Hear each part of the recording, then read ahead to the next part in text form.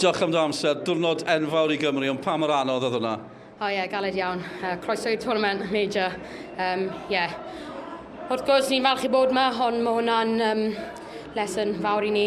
Mae'n rhaid ni bod yn gwell am y dwy gym nesaf, so croeso I tournament masif fan hyn, so A'r goliau, neu falle gol reit ar ddechrau'r ail anner, diwedd anner cyntaf, pa mor anodd oedd tan yn ôl o'r hynny?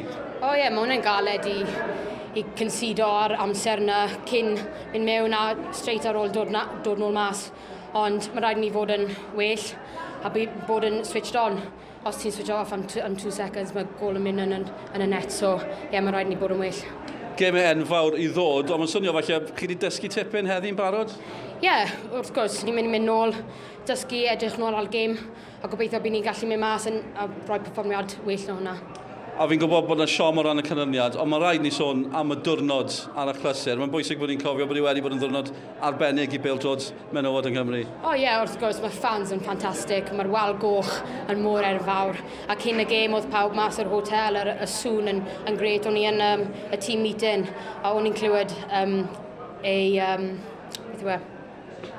anthem ni mas I fas pryd ni'n gael y team meeting, so oedd hwnna'n really powerful. A gobeithio bydd ni'n gallu mynd mas a rhoi perfformiad well i'r Cymru fans I chiro, ond o'n nhw'n gwych heno, gwych. Mwy o amser I ddod yn y gystadlaeth yma. Diolch am dy amser di. Diolch Ffion, diolch yn fawr. Diolch.